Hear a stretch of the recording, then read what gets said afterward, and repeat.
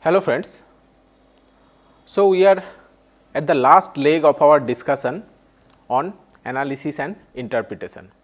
In the previous class, we discussed about different descriptive statistical methods, and today we will take a look into the different inferential statistics which may be used, and also as before we will try to do those particular or calculate those particular statistics by using R software, R package.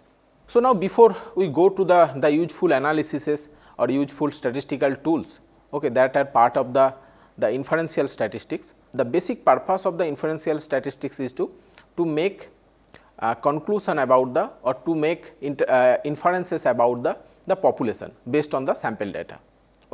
And in making conclusion, so hypothesis testing play a very useful role, means whether the observation you are claiming or trend you are claiming those are because of the true difference or those are because of the chance factor.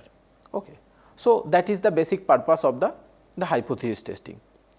So, hypothesis testing are nothing but these are structured method that is used to determine if the findings of a study provide evidence to support specific theory relevant to a larger population. As I already told that it is about making inferences about the population. So, it is the hypothesis testing is a statistical analysis in which you put your assumption about the population parameter and then proceed to test it. So, it is used to estimate relationship between the two variables in common. So, hypothesis testing involve a number of steps. You can conceptualize it into involves maybe 4 or 5 steps. It started with the first the formation of the null and alternate hypothesis.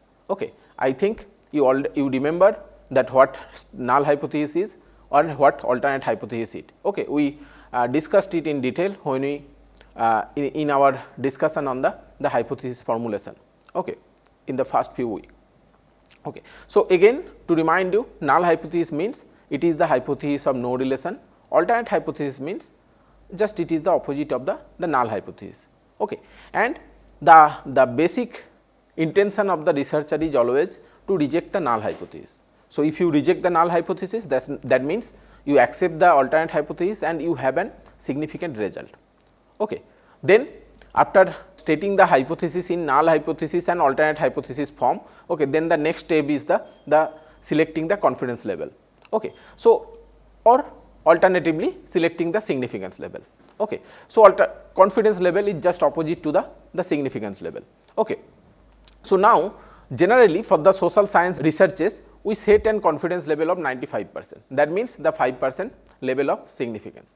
Now, if your study is field experiment type, in case of the social science research, you can also go for the 1% level of significance also.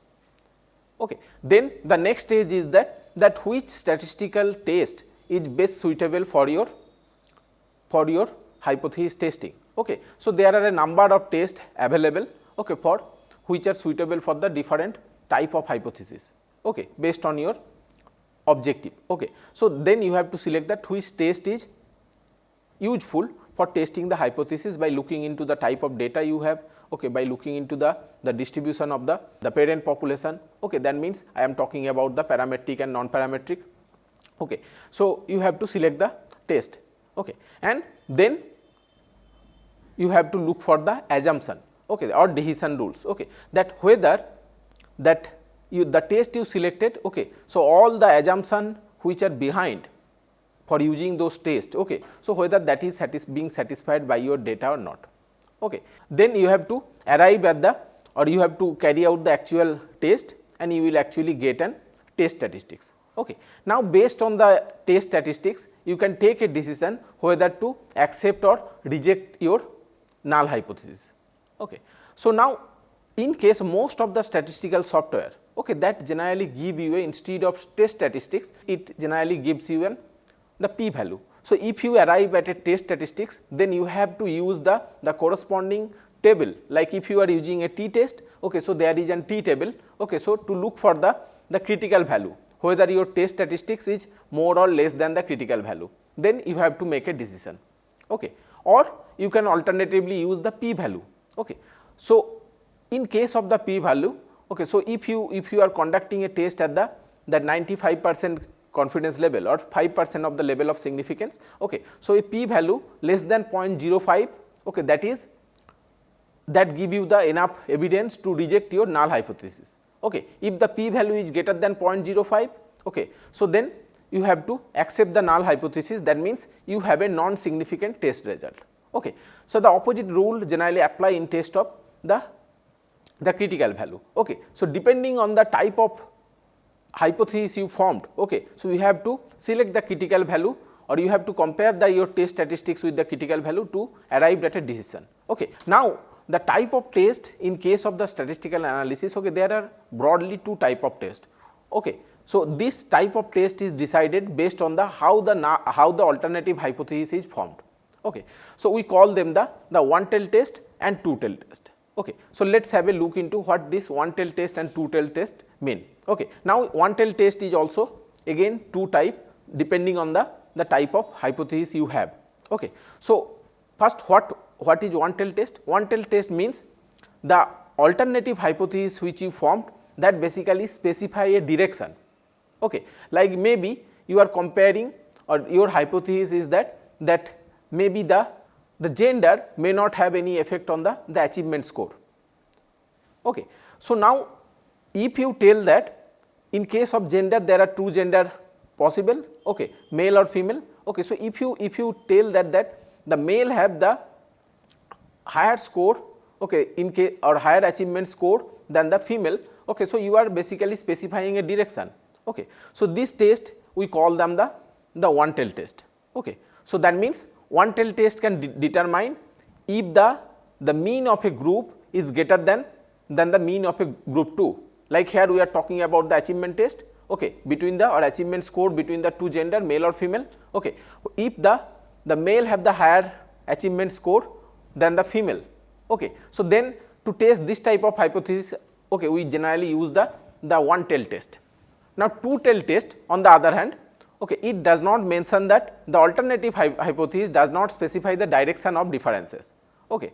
So, it only tell that whether this mean the group 1 is different from the group 2 or sample mean is different from the population mean, okay, or sample statistics is different from the population statistics. Okay. So, if only we tell that we form the hypothesis or alternative hypothesis in terms of the only the difference, then it is an two-tailed test. If we use to mention the or specify the direction of difference, then it is the one-tailed test. Okay.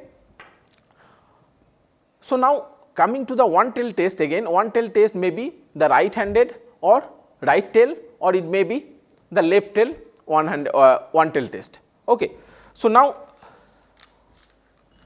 the right tail hypothesis testing is also or right tail one-tailed test, okay, is also known as the upper tail test. Okay. So, in case of the right tail test, okay, so we form the hypothesis like the population parameter or alternative hypothesis will be population parameter is greater than your sample statistics, okay, or if you form the hypothesis in terms of that your population parameter is greater than equal to your some values of the variable or the some statistics, okay. So, then it is the right tail hypothesis testing. Okay. So, in case of the right tail hypothesis testing, okay, we reject the null hypothesis when the test statistics is greater than the critical value.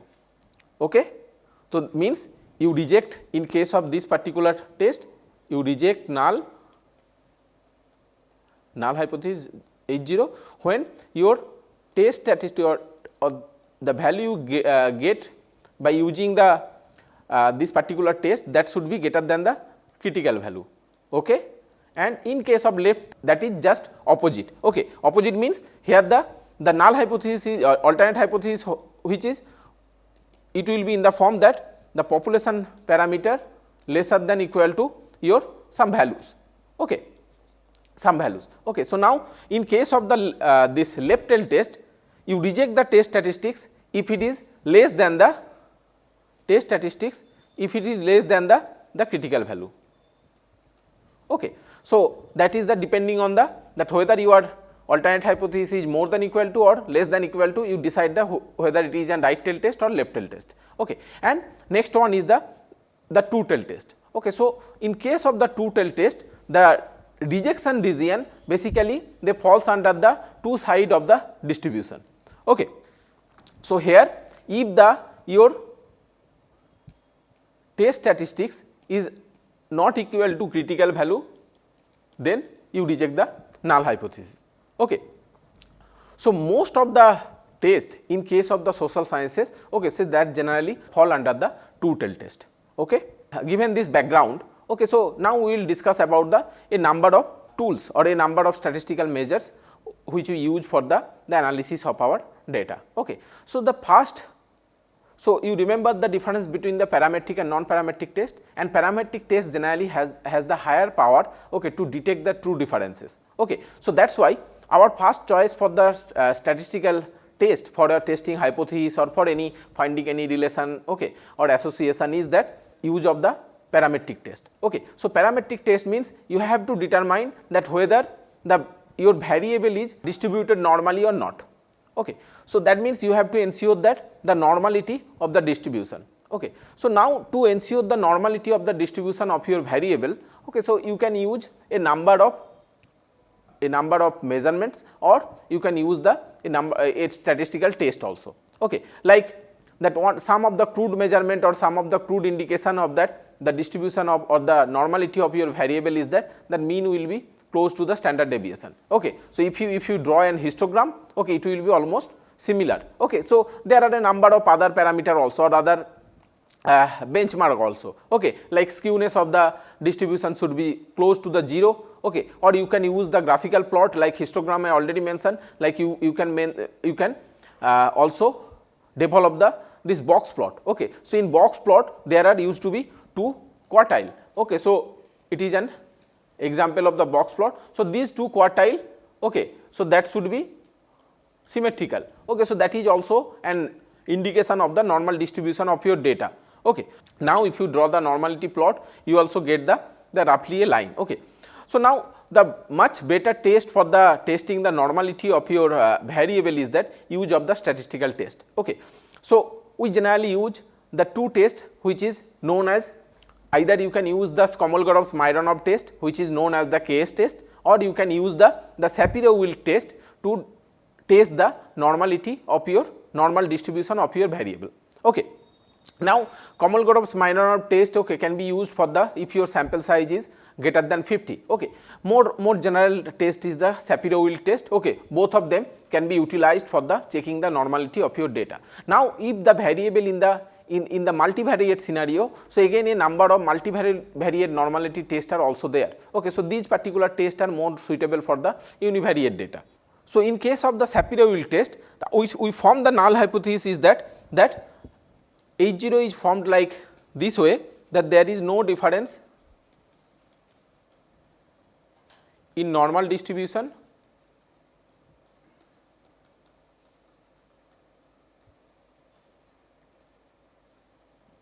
and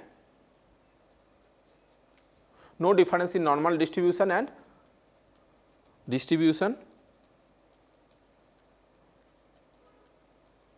of our data. Okay. So, now how to perform this Shapiro-Wilk test? We will take an demonstration in the R. Okay. I already opened the R for you. Okay. In the previous class I already introduced the R also. So, for use of the Shapiro-Wilk test, the first thing is that we have to import your data set. Okay. You remember? Okay. First you have to install the read Excel package, then you have to import it, okay, this particular data set. Okay. So, here I save the data in my desktop, that is what SamarStat. Okay. So, now you have to, okay, in the last class, okay, I did not mention that the characteristics of the variable. Okay. So, now you have to mention or you have to let the R know that what type of variable is there. Okay. So, there are 5 type of variable. Okay. There are R basically give the 3 broader type of variable, okay, like character, numeric or date. Okay. And you can actually skip some of the variable also by use the function skip. Okay. So, now our age in the actual number, so it is in the ratio level. Okay. So, in case of education, it is basically the ordinal variable character.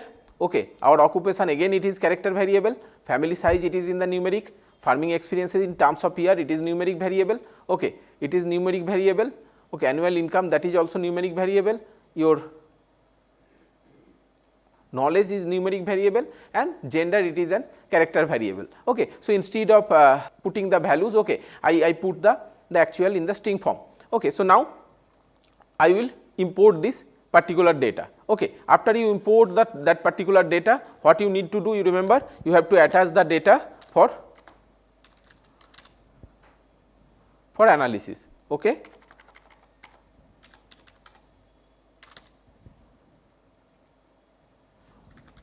So, I will use the whole data set for analysis. Okay. So, I will run it, data is attached. Okay. Then, okay. So, what I need to do, type Sapiro.test. Okay. Maybe in the Sapiro.test, okay, I am trying to find the normality of the variable knowledge. Okay. So, what I will do, I will put knowledge. Okay. Then I will run it. Okay.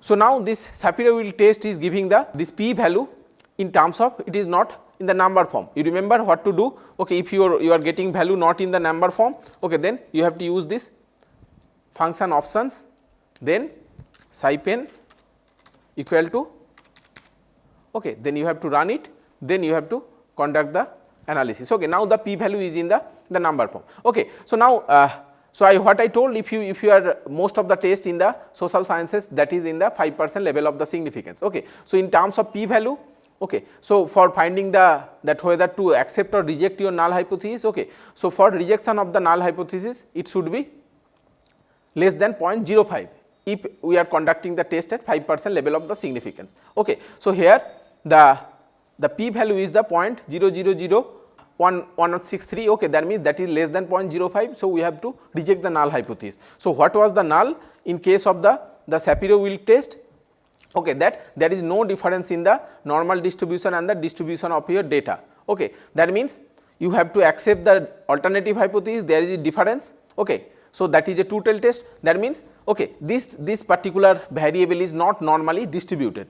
So, for the using of both the Kolmogorov-Smirnov test or KS test and the Sapiro-Wheel test, you need a non-significant test result.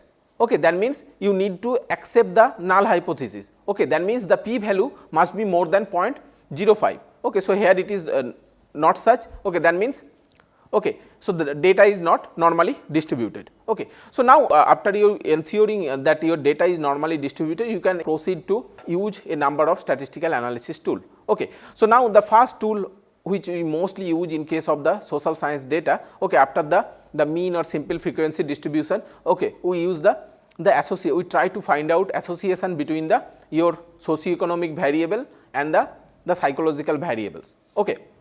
So, now in this finding this association, the correlation coefficient is very important. Okay. So, there are a number of type of correlation coefficient is there. So, we will mostly talk about the Pearson product moment correlation coefficient. Okay. That is also known as by or indicated by the small r. Okay. So, Pearson product moment correlation coefficient, it talk about the causal association between the variables. Okay. Why I am taking this causal association? Because it cannot indicate that which particular variable is causing which variable. Okay. So, it actually does not know when you conduct a correlation coefficient, okay, or when you estimate a correlation coefficient, it cannot tell that how they are associated. Okay. It only can tell that they are associated, okay, maybe positively or negatively. Okay. Means positive association means if there is an increase in one variable, there will be increase in the another variable also, variable 2 also. Okay. Or negative means if there is an increase in one the increase in one variable, there will be decrease in the another variable. Okay. So, now, but it cannot tell that which particular variable is causing which particular variable, okay, which is independent and dependent, that correlation coefficient does not differentiate between them. Okay. So, now to use the Pearson product moment correlation coefficient, okay, you have to ensure that your two of the variables, okay, that means they are in the continuous level, means either they are in the interval or ratio level variable. If they are not in the interval or ratio level, okay, so then you should not use the Pearson product moment correlation coefficient. Okay.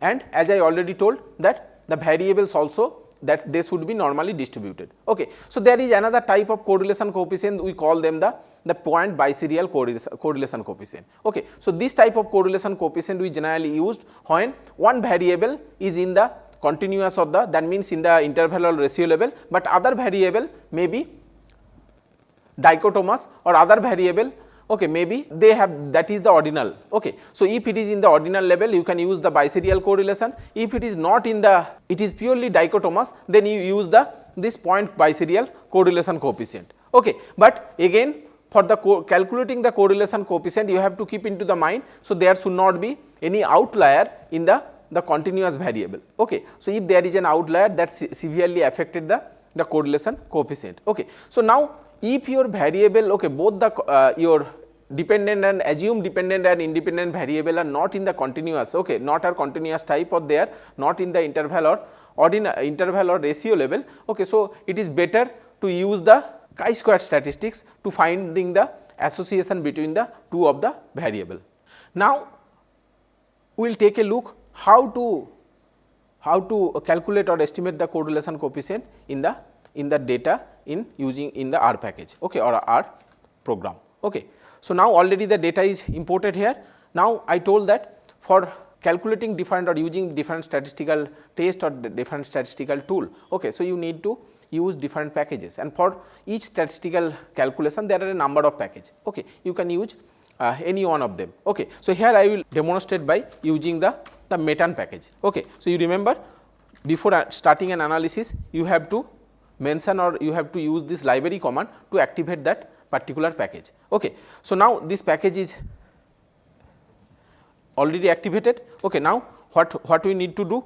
Okay. For in METAN package, we use the core_coefficient, okay, for the correlation, calculating the correlation coefficient. Okay. So, these again I will increase the size of the,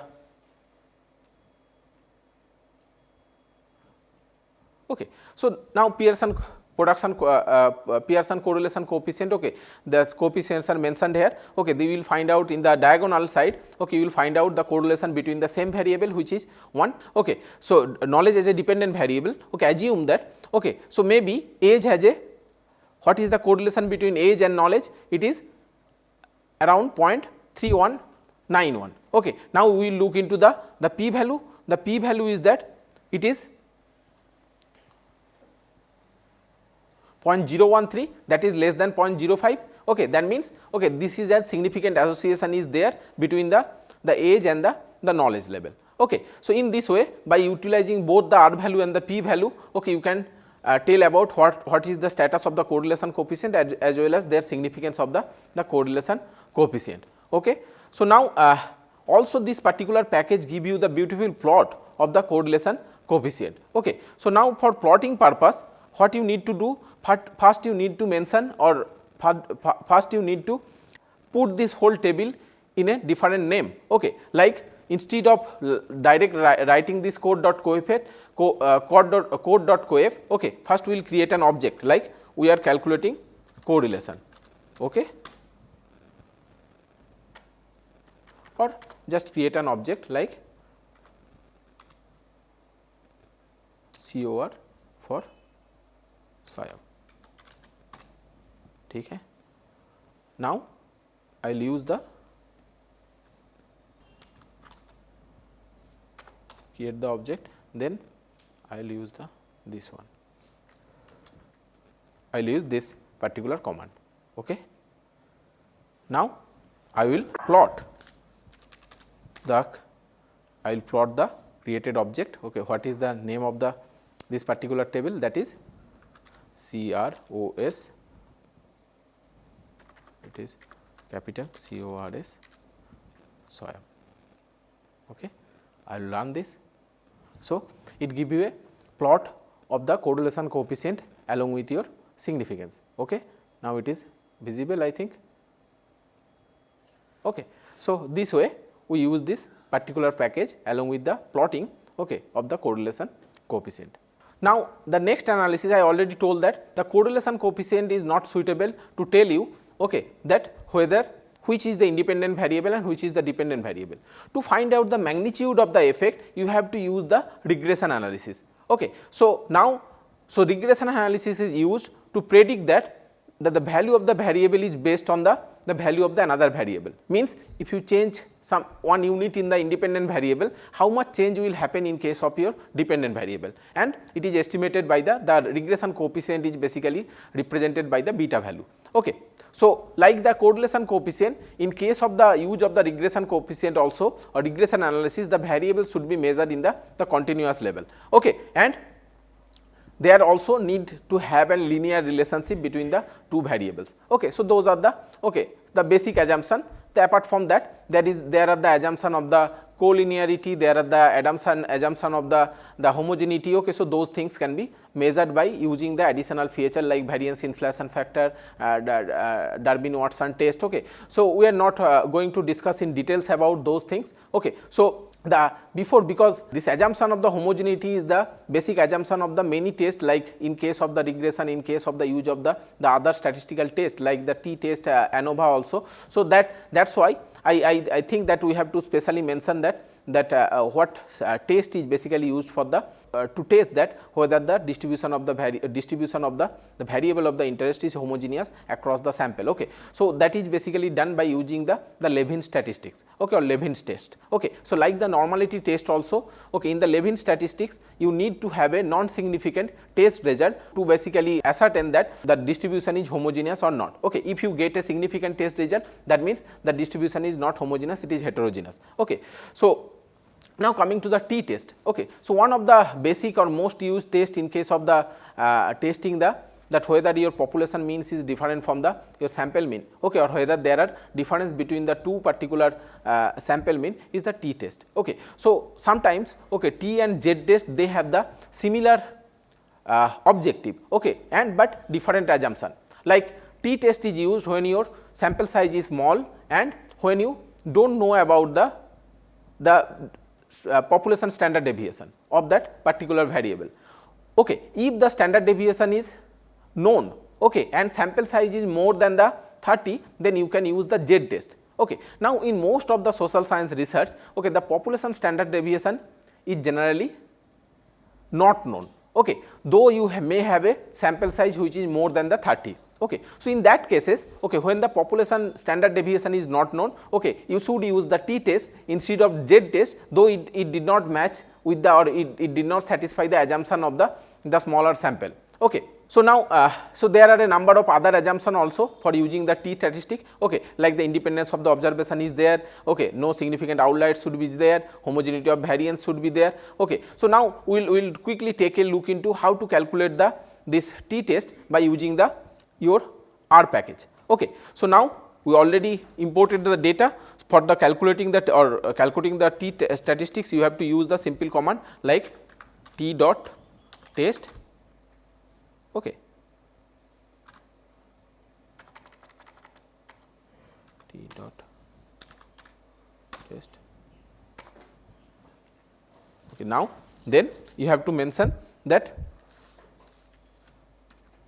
with whom you basically trying to find out the t statistics. Okay. So, maybe you are trying to find out that whether any difference between the two group mean of the two group, that is the basic purpose of the use of the independent sample t test. Okay. So, here you assume there are in the gender there are two category, male or female. We want to know that whether any difference in the knowledge score in terms of gender or not. Okay. So, here first we will put the continuous variable, that is the knowledge.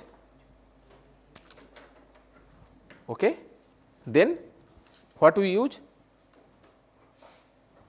We use the tilde sign, okay, to mention, then we want to know about your gender.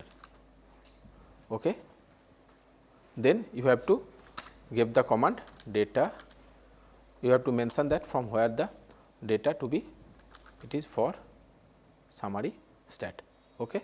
Now, you run the t test. Okay. So, here the result of the t test is here, that is t statistics is the 0.50 and DF is 50 or p value is 0.6136. That means, okay, your t statistics is it is the accepting the null hypothesis, you are rejecting the you are rejecting the alternate hypothesis. Okay. So, that means there is no difference in terms of the gender, okay, in the knowledge score in terms of the gender, means there are two group, male or female, okay, among them there is no difference in terms of the knowledge. Okay.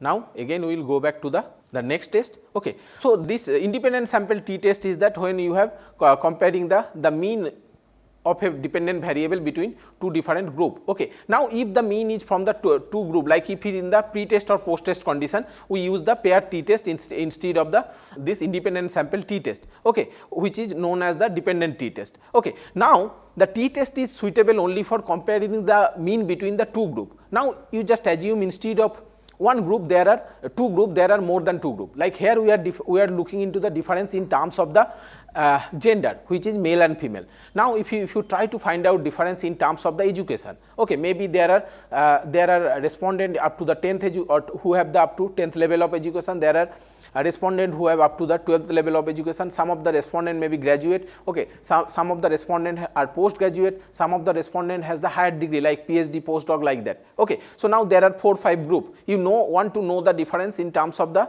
among these groups in terms of the knowledge. Okay. So, in that particular situation, so you have to use the one-way ANOVA, okay, so to test the difference between these particular groups. Okay. Now, in case of the ANOVA also, you have to the distribution should be, or the variable should be normally distributed, and there should be the homogeneity of variance should be there. Now, if the homogeneity of the variance, the assumption is not met, okay, so we generally proceed with in case of both the T and ANOVA, we generally proceed with the use of the non-parametric statistics. Okay. So, non-parametric alternative of the T test is the Mann-Whitney U test. Okay. And in case of the one-way ANOVA, the non-parametric alternative is the Kruskal-Wallis test. Okay. So, now if this homogeneity of variance is not met, okay, then we perform the Kruskal-Wallis test. If it is met, okay, then we look for the normal distribution. Okay. If again the normal distribution criteria or assumption is not satisfied, then we go for the Kruskal-Wallis test or Mann-Whitney test, okay, in case of the two sample,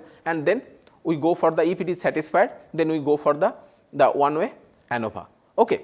So, these are some of the basic statistical tools, okay, we use for the finding the association or finding whether the difference between a number of groups, okay, because I told that for research at least you have to have one comparison group. Okay. So, if you assume there are two group, okay, either in the form of the pre-test, post-test, or in the form of the experimental or group or control group, to find the true, whether there is true difference in the dependent variable measure. So, you have to use this particular basic statistics. Okay. So, there are a number of other statistical tool also, okay, so that we will not cover, that generally is beyond the scope of this particular course. Okay. So, with this we will stop today's this particular lecture, and with this we will conclude our analysis, our discussion on the analysis and interpretation. Okay. As always, you can read these particular basic books for more in-depth knowledge, and with this we will conclude our today's lecture. Thank you.